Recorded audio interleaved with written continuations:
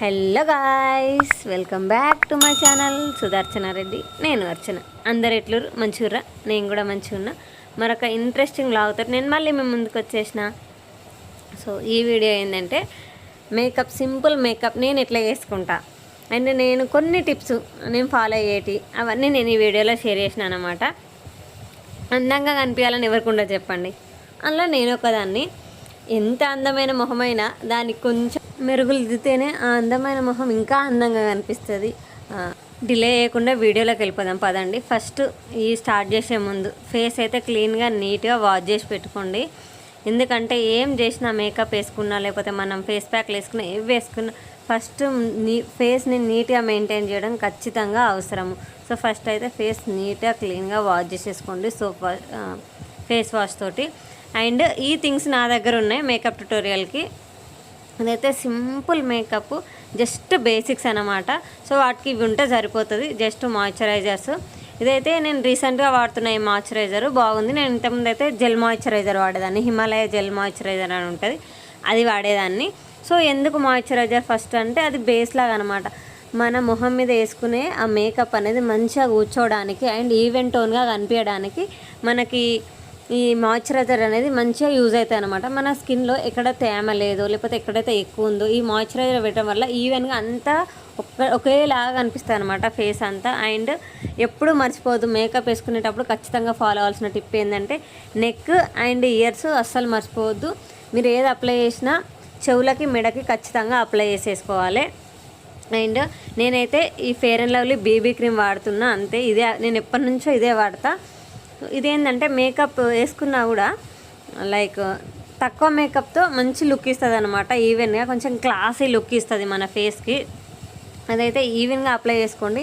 And ఎప్పుడైనా ఫేస్కి ఏదైనా అప్లై చేసుకుంటే అప్వర్డ్ డైరెక్షన్లో అప్లై చేసుకోండి, అప్పుడే ఈవెన్గా అప్లై అవుతుంది ప్రతి చోట. అండ్ మీకు కనుక డార్క్ సర్కిల్స్ ఉంటే అక్కడ కొంచెం ఎక్కువ క్వాంటిటీలో అప్లై చేసుకోండి డార్క్ సర్కిల్స్ ఉన్న దగ్గర. అండ్ నేనైతే పౌడర్ వైట్ టోన్ వాడుతున్నా.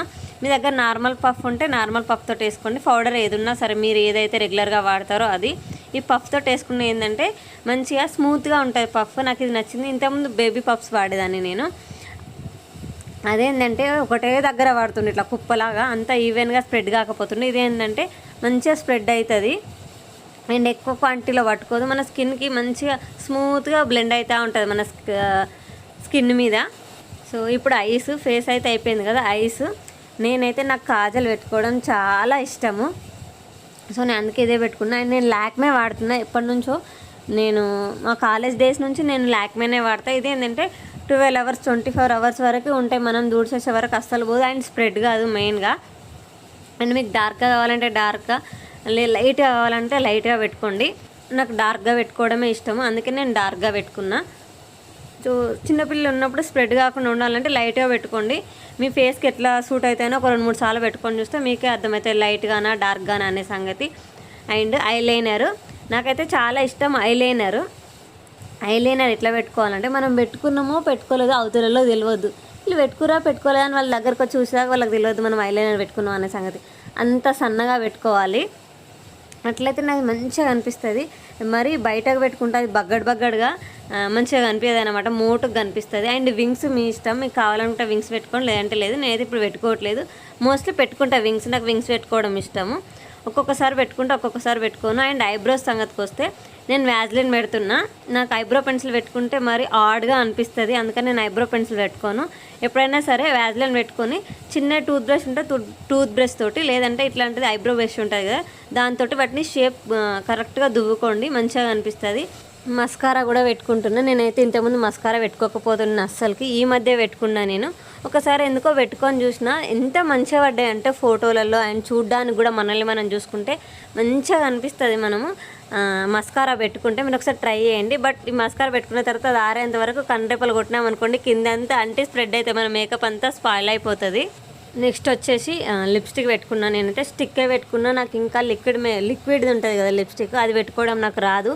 అండ్ అది కొంచెము మరి అది పెట్టుకుంటే హనుమంతుని మూతిలాగా అయిపోతానే ఫీలింగ్ నాది. సో అందుకని నేను ఈ మ్యాట్ ఇది జుడిగోది నాకు ఈ ప్రోడక్ట్స్ అంటే మస్తు ఇష్టం. జుడిగో ప్రోడక్ట్స్ అంటే అది కూడా లైట్గా పెట్టుకుంటా.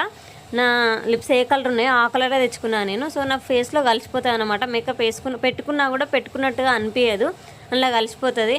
అండ్ ఇన్ని పెట్టుకున్న తర్వాత స్టిక్కర్ లేకపోతే ఏం బాగుంటుంది చెప్పండి. ఆకాశంలో చందమామ లేనట్టుగా ఉంటుంది మన మొహంలో స్టిక్కర్ పెట్టుకోకపోతే. అందుకే పెట్టేసుకున్నా. సో ఫైనల్ లుక్ ఎట్లుందో చూసేద్దాం పదండి. సో ఇది ఫైనల్ లుక్.